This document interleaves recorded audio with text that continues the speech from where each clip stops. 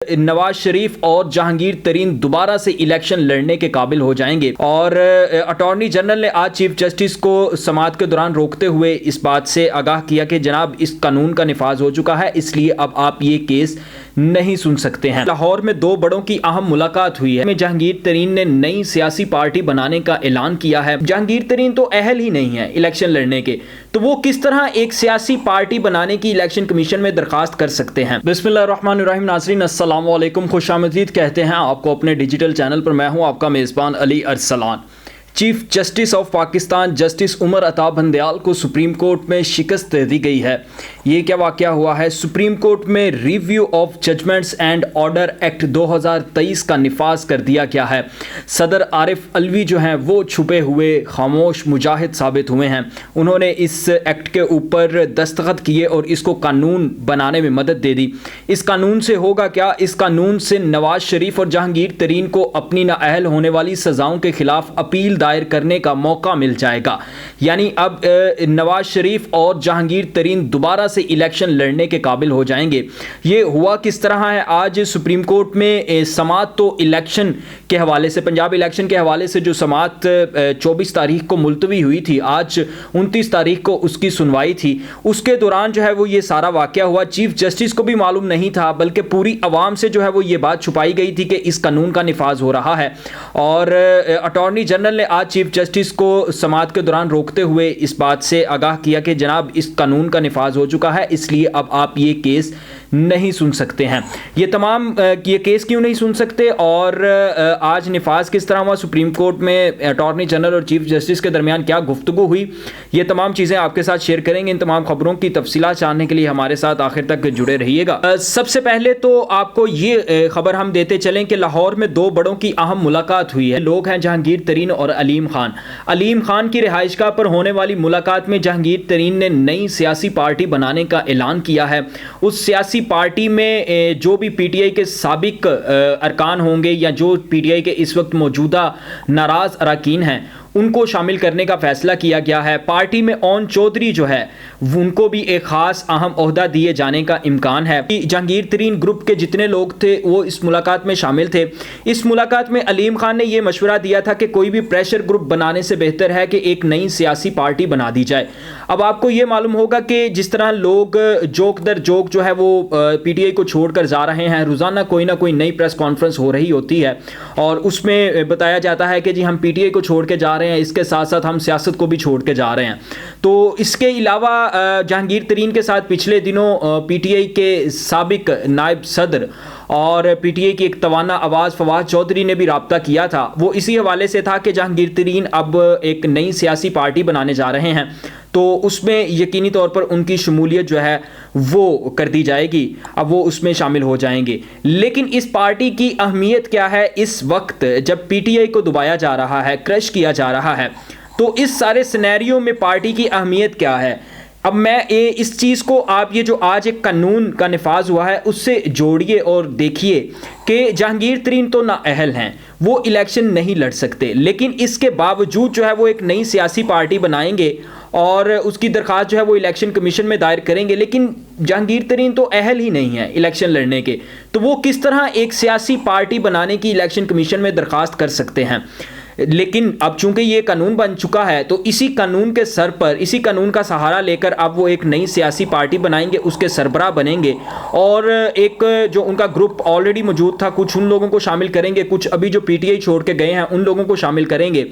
और यूँ कह लीजिए कि जिस तरह बलूचिस्तान में बाप पार्टी बना दी गई थी एक प्रेशर ग्रुप के तौर पर, और जिस तरह पंजाब में छोटी मोटी पार्टियां जो हैं वो बना दी गई, जिस तरह मुशर्रफ दौर में काफ लीग को बनाया गया था, उसी तरह अब ये जहांगीर तरीन की पार्टी को भी बनाया जाएगा। और अगले इलेक्शन में इमरान खान का वोट तोड़ने के लिए इलेक्टिबल्स को शामिल करके इमरान खान की 2/3 अक्सरियत को रोकने के लिए ये पार्टी को सियासत के मैदान में उतारा जाएगा और इनको ये टारगेट दिया जाएगा कि इमरान खान की 2/3 अक्सरियत को रोकना है इलेक्शन जब भी हो।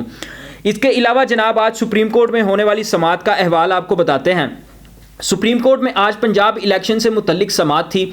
समाअत शुरू हुई तो अटॉर्नी जनरल जो हैं वो रोस्ट्रम पर आए और आके उन्होंने आर्गूमेंट्स का आगाज़ किया। समाअत करने वाले जजेस में chief justice Umar Ata Bandial, justice Ejazul Ahsan और जस्टिस मुनीब अख्तर शामिल थे। ये लोग जो हैं समाअत कर रहे थे। अटॉर्नी जनरल ने आके आर्गूमेंट्स का आगाज़ किया और उन्होंने कहा कि जी आप 3 लोग जो हैं ये केस सुनने के मजाज नहीं रहे हैं।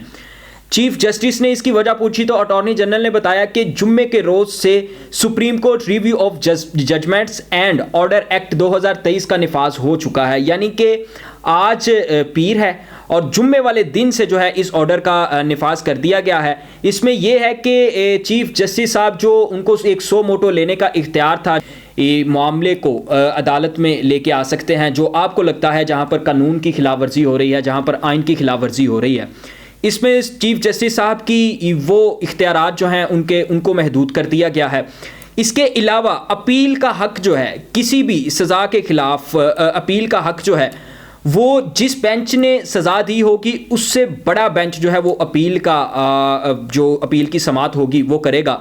तो इसमें जो है जनाब आइंदा नवाज शरीफ और जहांगीर तरीन जो हैं वो दोनों लोग भी अपने खिलाफ सज़ा के खिलाफ नाअहल होने के खिलाफ जो है वो अपील सुप्रीम कोर्ट में दायर कर सकेंगे और हो सकता है मोस्ट प्रोबेबली उनकी जो सज़ा है उसको भी ख़त्म कर दिया जाए और उनको दोबारा इलेक्शन लड़ने के लिए अहल कर दिया जाए, क्योंकि हालात वाक़यात तो उसी तरफ जा रहे हैं।